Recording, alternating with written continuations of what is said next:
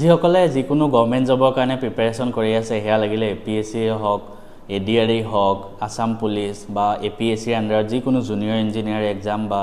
assistant engineer exam বা any exam আপোনালোকে লক্ষ্য কৰিছে যে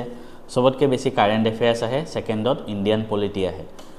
বেছিক ৱেটেজ ঠিক আছে মই নিজে এনালাইচিছ কৰি চাইছোঁ আৰু কাৰেণ্ট এফেয়াৰ্ছ সেশ্যন অলৰেডি আমাৰ ইউটিউবত চলি আছে কমপ্লিটলি ফ্ৰীত পুৰা ডিটেইল এনালাইচিছ কৰোঁ প্ৰত্যেক সপ্তাহে দেওবাৰে ৰাতিপুৱা 10টা বজাত আপুনি জইন হ'ব পাৰে 1 ঘণ্টা সময় দিওঁ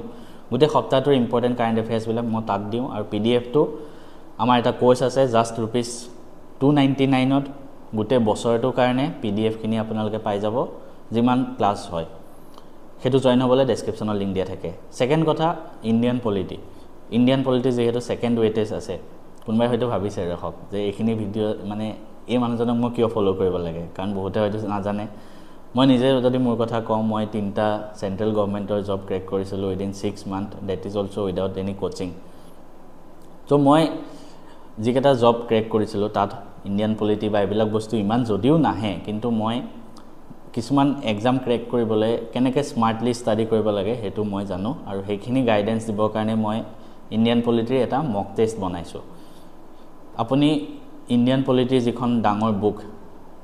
M লক্ষ্মীকান্ত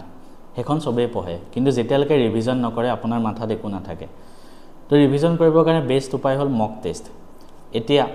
আমাৰ অসমীয়া মিডিয়ামৰ ষ্টুডেণ্ট বা অসমৰ ষ্টুডেণ্টে মক টেষ্ট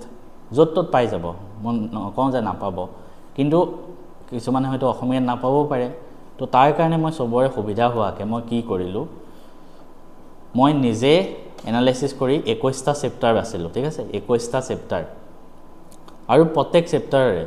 25টা 30টা চেপ্টাৰটো কণ্টেণ্টৰ ওপৰত কিছুমান চেপ্টাৰ ধৰক কম মানে পেজ আছে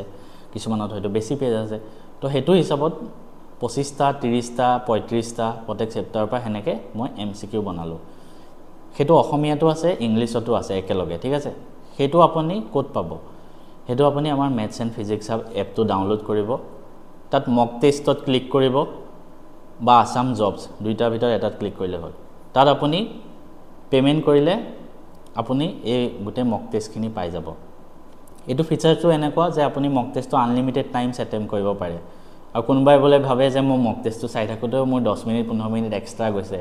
মই এক্সামৰ আগত জাষ্ট PDFটো পঢ়ি যাব বিচাৰোঁ কুৱেশ্যনখিনি লাগে জাষ্ট মানে মক টেষ্ট দি থাকিব টাইম নাই তো এক্সট্ৰাকৈ PDFৰ ফ'ল্ডাৰো থাকিব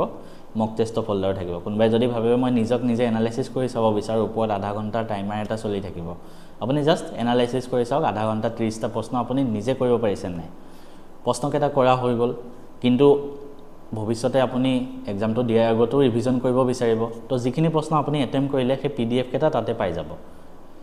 ইমান ধুনীয়াকৈ মই সুবিধাখিনি আপোনালোকৰ কাৰণে কৰি দিছোঁ এই মক টেষ্টৰ প্ৰাইচটোৰ কথা যদি মই এতিয়া এনাউন্স কৰোঁ 21টা চেপ্টাৰ আৰু টোটেল 500 MCQ অসমীয়া ইংলিছ দুইটাতে ফাৰ্ষ্ট টাইম ইন আসাম এইখিনি মই দি আছোঁ আৰু এই গোটেই মক টেষ্টৰ প্ৰাইচটো হ'ব মাত্ৰ 399 প্লাছ GST তো আপুনি যদি জইন কৰিব বিচাৰিছে ডেছক্ৰিপশ্যনত ডাইৰেক্ট লিংক থাকিব তাত গৈ ডাইৰেক্ট পে' কৰি দিয়ক নহ'লে আমাৰ এপত গৈ আসাম জব বা মক টেষ্ট যিকোনো এটাত ক্লিক কৰি ডাইৰেক্ট পে'মেণ্ট কৰি দিয়ক আপোনাৰ কাৰণে লাইফ টাইম হৈ যাব আৰু যিসকলে জইন কৰে তেওঁলোকৰ কাৰণে এটা ফ্ৰী গিফ্টটো আছে সেই ফ্ৰী গিফ্টটো হ'ল মই নিজে M লক্ষ্মীকান্তখন পঢ়ি তাৰ পৰা ৰিভিজন কিছুমান পইণ্ট বাছি মই 80-90 পেজৰ এটা PDF বনাইছোঁ তাত গোটেই M লক্ষ্মীকান্তখন যদি আপুনি চাই 400মান পেজ আছে সেইখিনি আপুনি ধৰক পঢ়িলে কিন্তু হঠাতে আপোনাৰ ৰিভিজন কৰিব লাগে পৰীক্ষাৰ আগমুহূৰ্তত সৰু নোটছ বনাব লাগিব সেইখিনি মই বনাই নিজে টাইপ কৰি PDF কৰা আছে এই বস্তুটো মই ফ্ৰীতে আমাৰ এই কোৰ্সটোত দি দিম তো ইয়াত আপোনালোকে ইমানখিনি বস্তু পাই যাব 500 plus MCQ mock test with one free PDF just 80 পেজত যদি কোনোবাই জইন কৰিবলৈ কিবা প্ৰব্লেম পায় মোক কমেণ্ট কৰিব মই আপোনালোকক ডাউট সলভ কৰি দিম